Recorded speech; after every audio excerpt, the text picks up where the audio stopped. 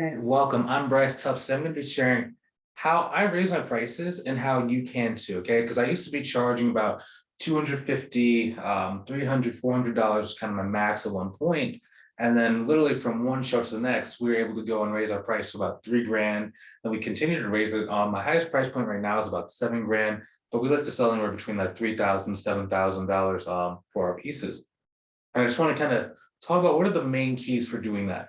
Okay, because like most people I hear, they kind of don't really believe that they can sell at those higher price points. Maybe like they don't have a name, they can't sell their pieces already at the low prices they're already charging. And three, they just don't really know where those high value collectors are.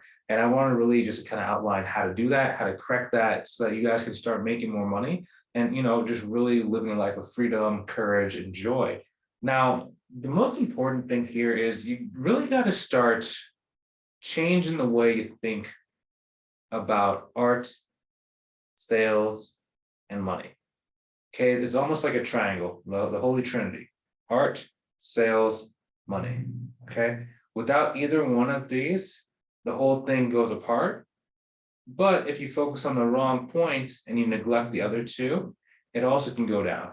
So number one, okay, you got to start making a decision to raise your price. So what happened for us was, we were at these different shows and we had these like pieces called like tabletops. They're probably about, probably like 3 to 4 feet tall, not very heavy, probably about 10 to 20 pounds each. But we were selling them between 250 to about $400 per piece, but people just weren't buying them. I don't know why. Like even to this day, I still have some of those pieces inside of my basement. They sell them now because we have the bigger pieces, and we'll get to that in a minute. But when we were first trying to go, like it was just so hard to sell them. And what that led to was me just thinking, maybe just art just isn't really the way that we should be doing this. Maybe I'm gonna have to go back to my job, or maybe I have to go back into accounting. And it was very, very kind of scary because I wasn't working at the time because I had gotten burned out. And my business partner, he had a part-time job, but at the same time, it's like we got to start making some money, or else we're not going to be able to do this thing full time. We were just going to have to kind of disband it. And what happened was we were at one of the shows, and one of the promoters of the show actually came up to us and he's like, these would look a lot better if you just made them bigger. I was like, what? So yeah, that's what you notice. Like it's oftentimes easier to sell the bigger pieces than it is to sell the smaller pieces. Like that doesn't make any sense. Why would somebody pay that much money for a sculpture? Like what? Like what should I do? And he's just like, I don't know, just make them bigger. And I was like, for the rest of the show, I was just so like just annoyed and just confused. I was like, well, what should we do? How are we gonna do this? Like what does that entail? And it wasn't until a couple of days later when I kept sleeping on it, just thinking about it, I was like, maybe he's right. Maybe he knows something I don't, because obviously we're not selling our pieces as they are. Maybe let's try and get one bigger. But then in the back of my mind, there were all these different things like, well, if you do make a bigger piece, you don't have a name. So no one's just gonna pay you, 5 grand for a sculpture. Like he might be the promoter of the show, but he obviously doesn't know what he's talking about. So, we did it. We built a piece that was, generally pretty big. The first big piece we did was about 5 feet tall. Second one was about 6 feet tall. And it's very similar to some of the pieces you might see on my Facebook page now, as far as the shape, the size, the stainless and the rust and the wood that we sometimes mix inside of it.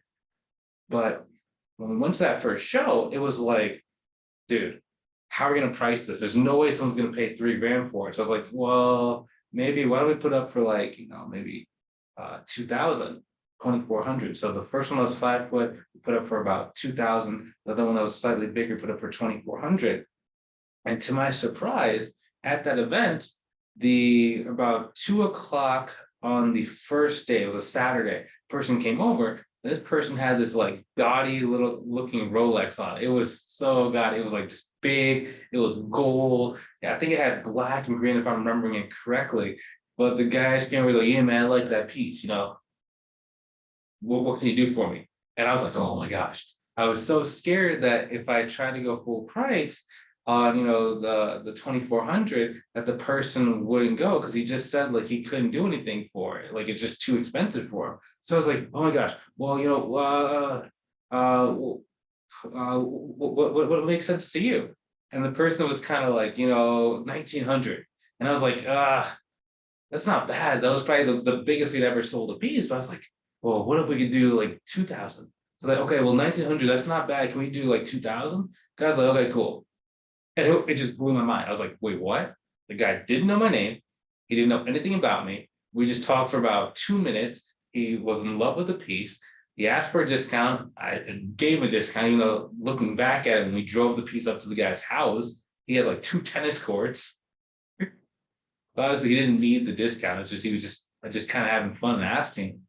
And at that day, that's when like everything kind of changed for me. It was kind of like, I always say nowadays, like you're one collector away from, the freedom, from the joy, from the money, from being able to do art full time. It's always that one sale. Okay. That's the biggest thing for most people. Now, what that allowed me to do is say, okay, well, the next show, we just raised our price by another $500 per piece. So every time we made a bigger piece, we just raised about like 500, sometimes 250 at the show. And it's really dependent on like what we felt like we could get at those shows. And that is really where a lot of that confidence comes from. And that's why, have those price points where they are now, because after we hit about 7 grand, that's kind of where we stopped. I think in the next year, maybe 2 years, we're going to start maybe going a little bit higher. But that's just kind of a really comfortable price point that I like. To be completely honest, is just comfort at this stage.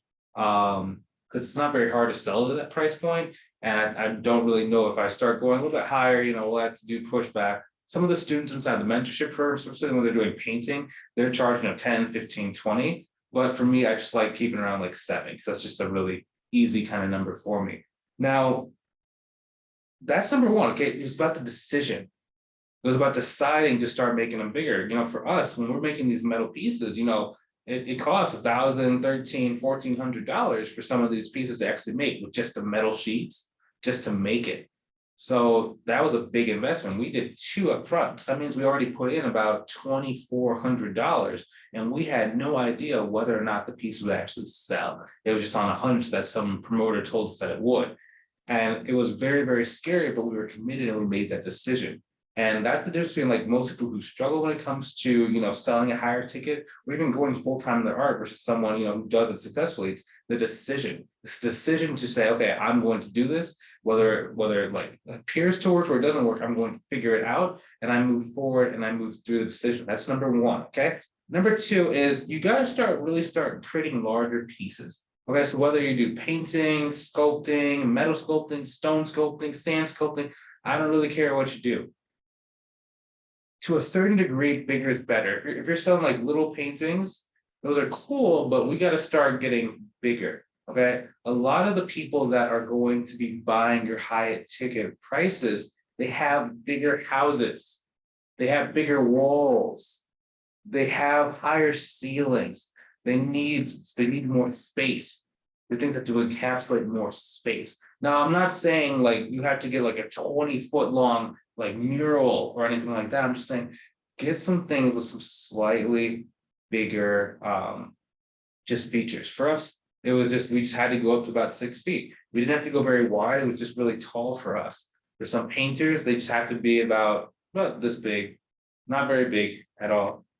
But it's really about being able to go bigger. And again, that's a conscious decision because the supplies are a little bit more expensive. You're going to use more paint. You're going to use more metal. It's going to take a little bit more time to buff it out if you're doing like kind of smooth stainless like how we do. Or it's going to just take a little bit more time if you're like chiseling your way at stone, right?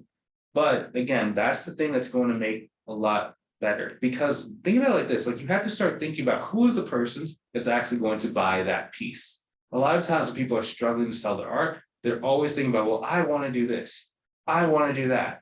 I want to, and it's always I want. When instead, the people that do this successfully, they do stuff. What does this other person want?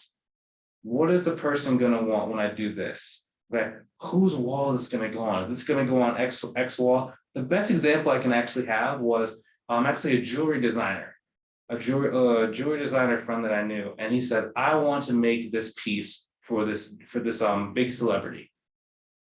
And what he had to do is he said, okay, so I know that this style celebrity likes this type of piece. And he made it specifically for that person.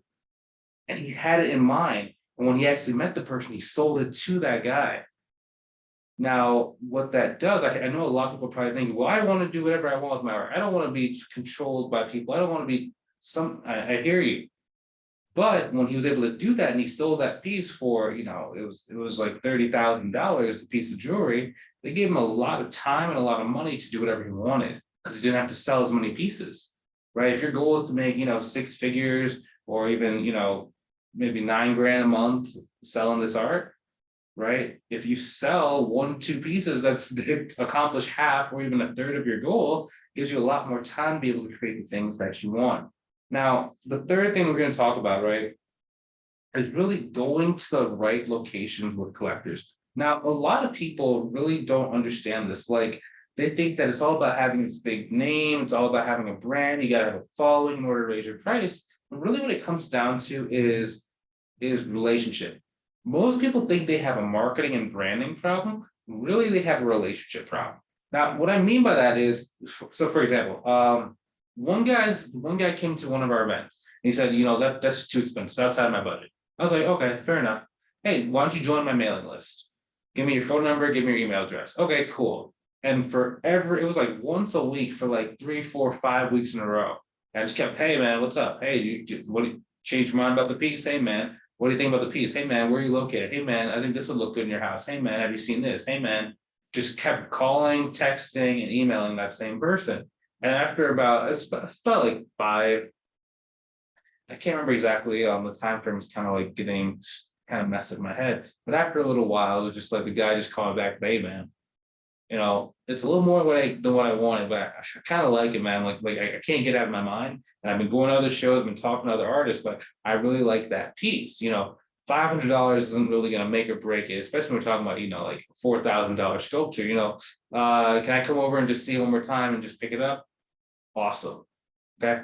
Was that a marketing thing? Was that Bryce became a big name overnight? Was that, my brand just took it over? No, it's because we were in contact. We had a relationship going. I was able to talk to him. I was able to kind of wear him down. I was able to just be like, hey man, what you're thinking is not real, man. Come on, let's do this thing, man. Let's do this thing. And that's relationship. Okay. When you have relationships and you have a very sustainable and structured process to go and build relationships with collectors who have either displayed interest in your piece or they have not displayed interest in your piece, it makes it very easy for over the course of the year for you to go and sell about 30 of your painting or your pieces or your sculptures, whatever you're selling, 30 of them over the course of the year for your 3 grand, 5 grand price, just because you know the right people. Now, when it comes to going to the right location, okay, you have to think about who is the ideal person that is going to buy your piece and where are they going to be spending their time? Is it going to be at like a Roots Chris, kind of a steakhouse? Is it going to be at like a nightclub? Is it going to be at a winery? Is it going to be at an art show? Is it going to be at an art gallery? Like, where are those people going to be? And then start going and spending your time with them, even if you don't bring any of your pieces there. I make a lot of money just from going to like art shows where I just talk to people inside the crowd and just say, hey, like what kind of art do you like? Blah, blah, blah, blah. I give them my business card. They give me their phone number or their card if they have one. And we just kind of carry the relationship on from there. And all I really focus on is just talking to people who are interested in art, who also have money, who have a need for my painting. It might not be like a physical need, like they need it to go fix their house, but inside my mind, I'm like, you need my painting. It's going to make your life way better. Going to have a lot more like joy and enjoyment. It's going to make you the talk of the town. You're going to be able to put that thing in their front yard. People are going to walk up to your door. They're going to be touching it. You're going to be famous. They're going to be asking you about it. People are going to start conversation. You need my piece. And that's how all of my conversations go with those collectors. It's just I talk to them, get their contact information, a very structured process about how to get my pieces in front of them, how to get the right information from them, how to get my artist story in front of them, how to get them bought into my artist story, how to get them actually commenting on my stuff, how to get them reaching out about the price, how to get them to not only see the price is too expensive, but then come back around and say, oh, maybe it's a good deal, maybe it's not a good deal. I don't really care. Let's just get this thing done. Then once they bought that piece, they come over to either my house or sometimes I'll drive the piece over to them or my business card will drive it over to them. Doesn't really matter. generally, I actually like when they come to my place of business first, which is generally just my, my garage studio, because then it gives me a chance to be able to go and put out my pieces in the right order. So when they're coming and picking theirs out, they have to walk by all my other pieces, and that's generally what they're going to place either, a cross sell, which means, just a product that's either the same price, maybe a down sell, which means we give them like a lower tabletop type of item, which generally sells between, 150 and about $700, just to kind of get a little bit extra money out, and slash or even upsell, because we have the bigger piece closer to where their car is. And it just makes it so much easier for us to be able to make more money and then keep that process just going and going and going again.